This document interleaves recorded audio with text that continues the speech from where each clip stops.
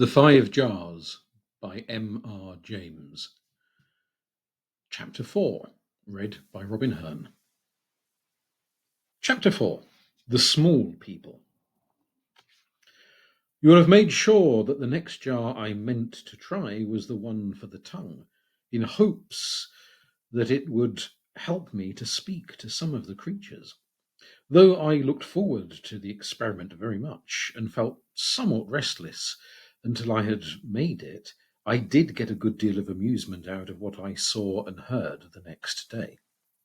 The small people were not to be seen, at least not in the morning. No, I am wrong. I found a bunch of 3 of them, young ones, asleep in a hollow tree. They woke up and looked at me without much interest, and when I was withdrawing my head, they blew kisses to me. I'm afraid there is no doubt that they did so in derision. But there were others. I passed a cottage garden in which a little dog was barking most furiously.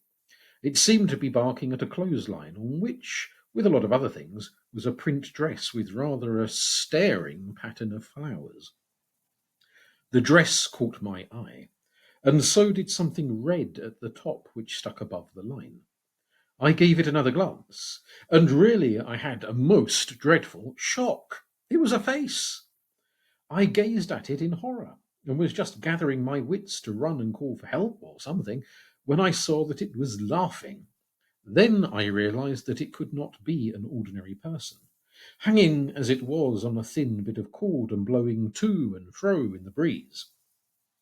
I went nearer, staring at it with all my eyes, and made out it was the face of an old woman, very cheerful and ruddy, and, as I said, laughing and swinging to and fro. Suddenly she seemed to catch my eye and to see that I saw her, and in a flash she was off the line and round the corner of the house, nearly tumbling over the dog as she went. It rushed after her, still very angry, but soon came trotting back, rather out of breath, and that incident was over. I walked on. Among the village people I met, there were 1 or 2 whom I didn't think I had seen before. Elderly, bright-eyed people they were, who seemed very much surprised when I said "good morning" to them, and stopped still, looking after me when I passed on. At last, some little way outside the village, I saw in the distance the same bright-coloured dress that had been on the clothesline. The person who wore it was going slowly, and looking in the grass and hedges, and sometimes stooping to pick up a plant, as it seemed. I quickened my pace and came up with her. When I was just behind her, I cleared my throat rather loudly and said, "Fine day," or words to that effect. You should have seen her jump. I was well paid for the fright that she had given me just before. However, the startled look cleared away from her face, and she drew herself up and looked at me very calmly. "Yes," she said, "it is a fine day." And then she actually blushed and went on. "I think I ought to beg your pardon for giving you such a turn just now." "Well," I said, "I certainly was a good deal startled, but no harm done. The dog took it more to heart than I did." She gave a short laugh. "Yes," she said, "I hardly know why I was behaving like that. I suppose we all of us feel skittish at times." She paused and said with some little hesitation, "You have them, I suppose?" And at the same time she rapidly touched her ears, eyes, and mouth with her forefinger. I looked at her in some doubt, for I thought might not she be one of the unknown who wished to get hold of the 5 jars. But her eye was honest, and my instinct was to trust her, so I nodded and put my finger on my lips. "Of course," she said. "Oh, well, you are the first since I was a little thing, and that's 1400 years ago." You may think I opened my eyes.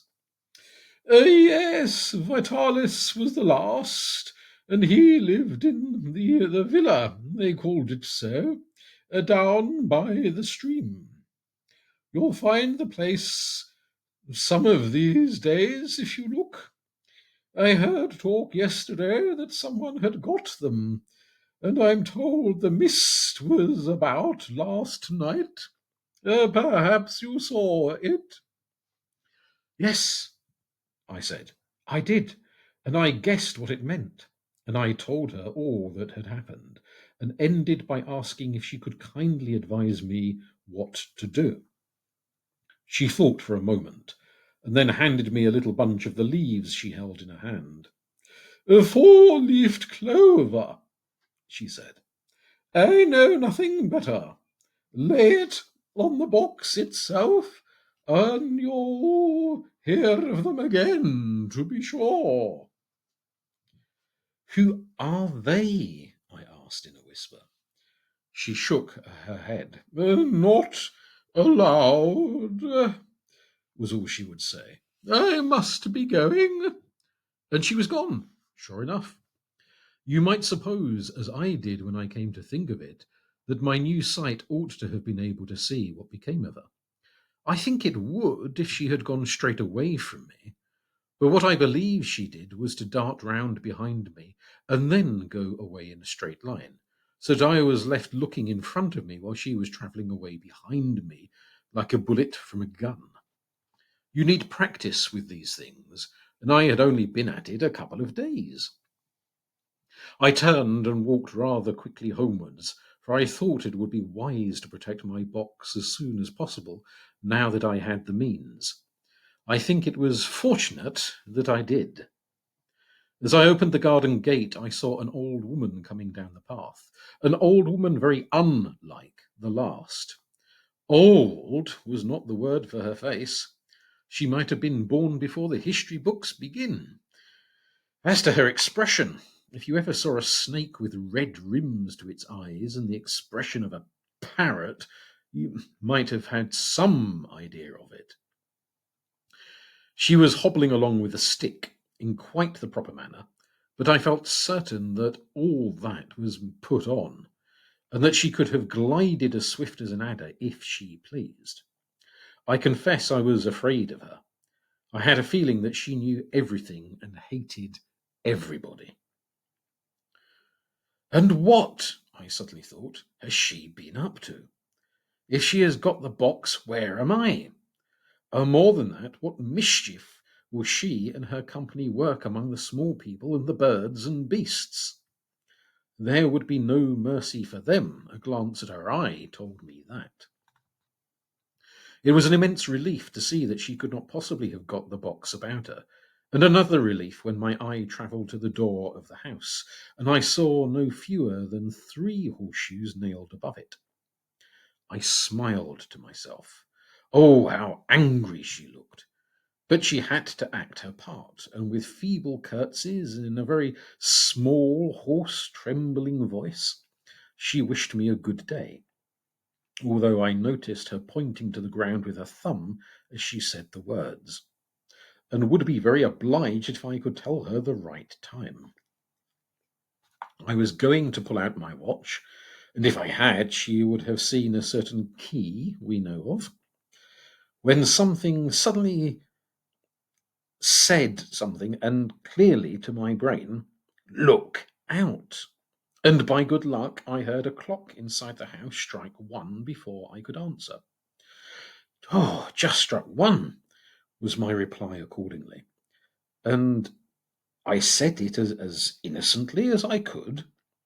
She drew her breath in hard and quivered all over, and her mouth remained open like a cat's when it is using its worst expressions. And when she eventually thanked me, I leave it to you to imagine how gracefully she did it. Well, she had no more cards to play at the moment, and no excuse for remaining. I stood my ground and watched her out of the gate. A path led down the meadow, and, much against her will, no doubt, she had to keep up the pretence and toil painfully along it until she reached another hedge and could reckon on being out of my sight. After that, I neither saw nor expected to see anything more of her. I went up to my room and found all safe and laid the four-leaf clover on the box. At luncheon, I took occasion to find out from the maid, without asking her in so many words, whether the old woman had been visible to her. Evidently she had not. Evidently also the evil creatures were really on the track of the 5 jars, knew that I had them, and had a very fair idea of where they were kept. However, if the maid had not seen her, the cat had, and murmured a good deal to herself, and was in a rather nervous state. She sat with her ears turned different ways on the window-sill, looking out and twitching her back uncomfortably, like an old lady who feels a draught. When I was available, she came and sat on my knee, a very uncommon attention on her part, with an air half of wishing to be protected and half of undertaking to protect me. "If there is fish tonight," I said, "you shall have some." But I was not yet in a position to make myself understood. "Pussy's been sleeping on your box all the afternoon, sir," said the maid, when I came in to tea. "I couldn't get her to come off, and when I did turn her out of the room, I do believe she climbed up and got in again by the window." "I don't mind at all," I said. "Let her be there if she likes." And indeed I felt quite grateful to the cat. I don't know that she could have done much if there had been any attempt on the box, but I was sure her intentions were good. There was fish that evening, and she had a good deal of it. She did not say much that I could follow, but chiefly sang songs without words. Not to go over the preliminaries again, I did, when the proper time came, touch my tongue with the contents of the 3rd jar. I found that it worked in this way. I could not hear what I was saying myself when I was talking to an animal. I only thought the remark very clearly, and then I felt my tongue and lips moving in an odd fashion, which I can't describe. But with the small people in human shape, it was different. I spoke in the ordinary way to them, and though I dare say my voice went up an octave or two, I can't say I perceived it.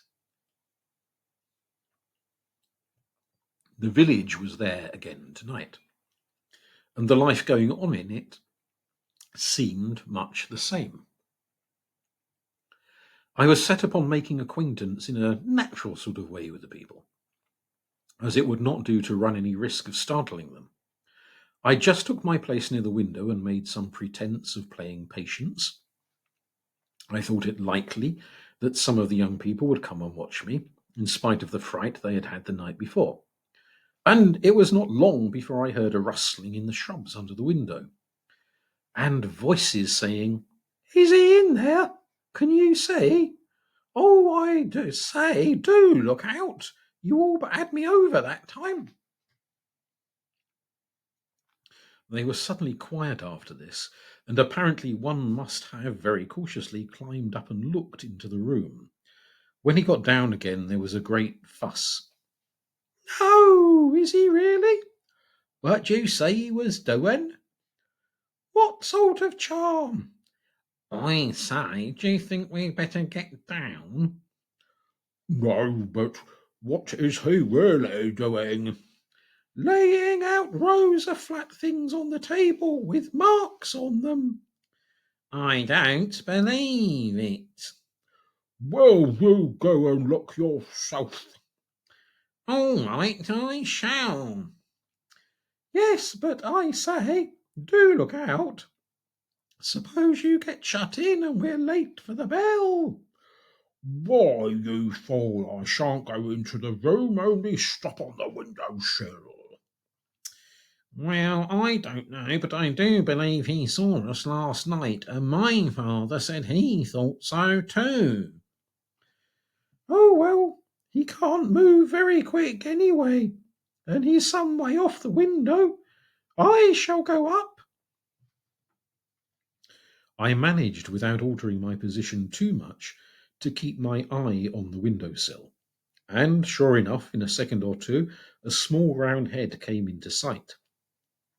I went on with my game. At first, I could see that the watcher was ready to duck down at the slightest provocation. But as I took no sort of notice, he gained confidence, leant his elbows on the sill, and then actually pulled himself up and sat down on it.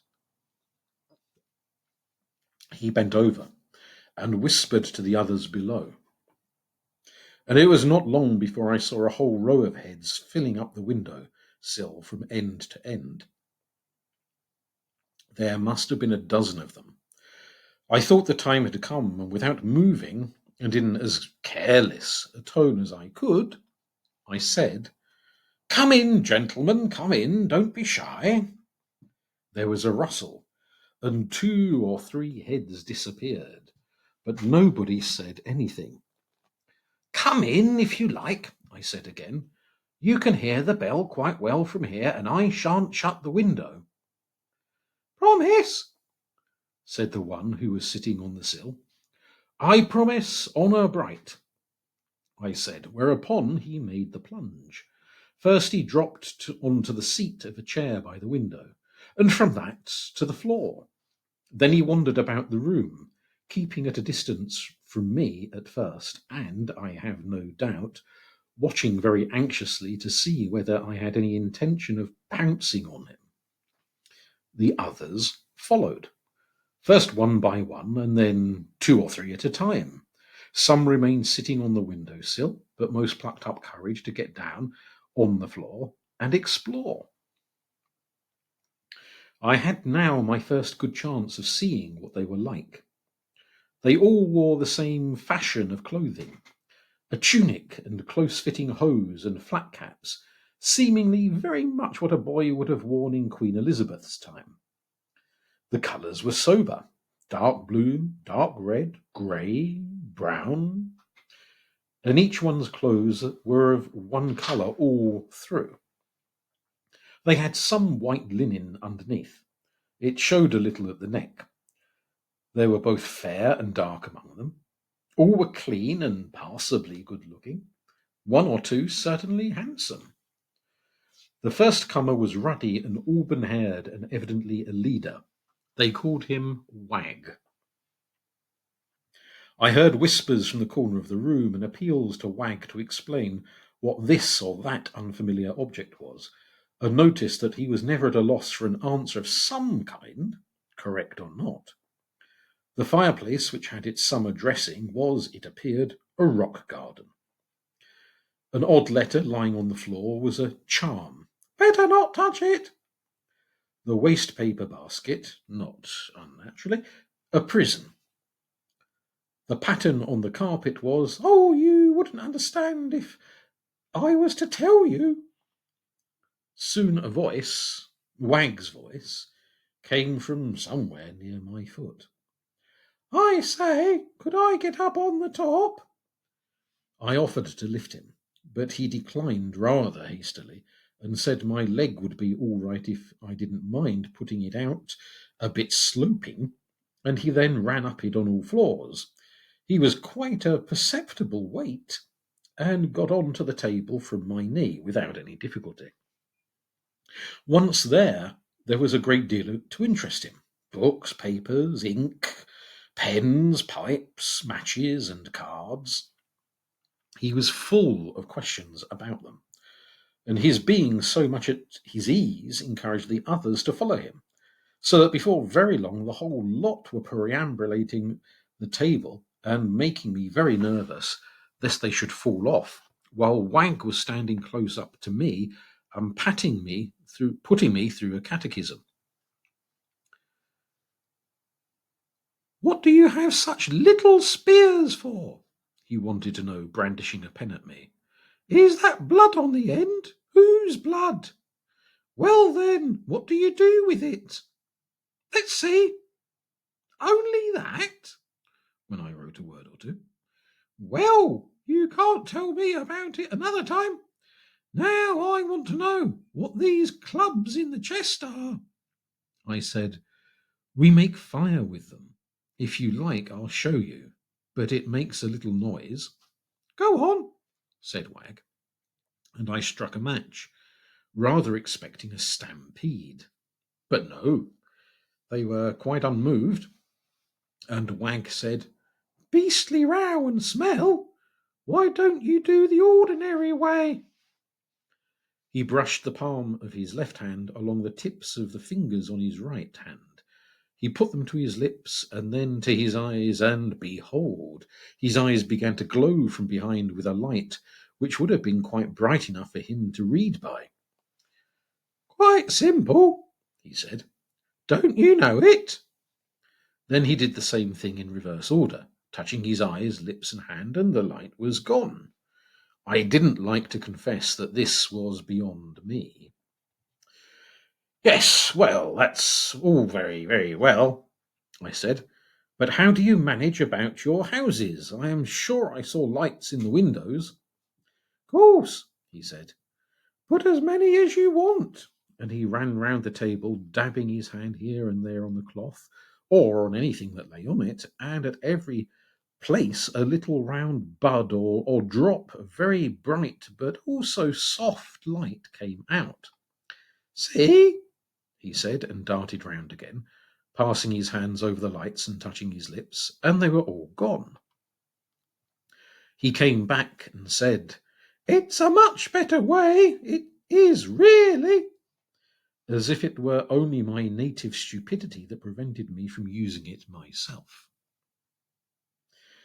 A smaller one, who looked to me rather a quieter sort than Wag, had come up and was standing by him.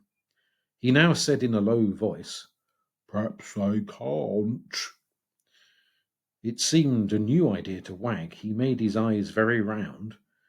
Can't? Oh, rot, it's quite simple.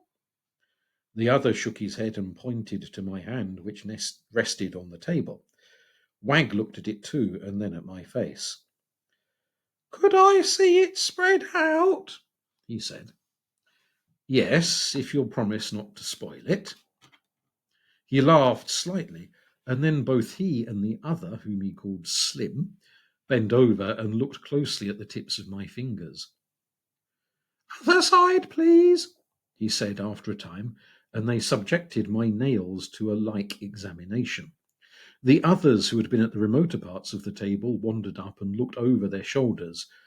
After tapping my nails and lifting up one or more fingers, Wag stood upright and said, Well, I suppose it's true, and you can't. I thought your sort could do anything. I thought much the same about you, I said in self-defence. I always thought you could fly, but you... So we can, said Wag very sharply, and his face grew red. Oh, I said. Then why haven't you been doing it tonight? He kicked one foot with the other and looked quickly at Slim. The rest said nothing and edged away, humming to themselves. Well, we can fly perfectly well, Only not tonight, I suppose, said I, rather unkindly. No, not tonight, said Wag. And you needn't laugh either. We'll soon show you. That will be nice, I said. And when will you show me? Let's see. He turned to Slim. 2 nights more, isn't it? All right, then, to me. In 2 nights more, you'll see. Just then a moth which flew in caused a welcome diversion, for I could see that somehow I had touched on a rather sore subject, and that he was feeling awkward. And he first jumped at it, and then ran after it. Slim lingered. I raised my eyebrows and pointed at Wag. Slim nodded. The fact is, he said in a low voice, he got us into rather a row yesterday, and we're all stopped flying for 3 nights. Oh, said I see. You must tell him I am very sorry for being so stupid. May I ask who stopped you? Oh, just the old man, not the owls. You do go to the owls for something, then? I asked, trying to appear intelligent. Yes, history and geography. To be sure, I said. Of course, they've seen a lot, haven't they? So they say, said Slim. But just then the low toll of the bell was wafted through the window, and there was an instant scurry to the edge of the table, then to the seat of the chair, and then up to the window sill. Small arms waved caps at me, the shrubs rustled, and I was left alone.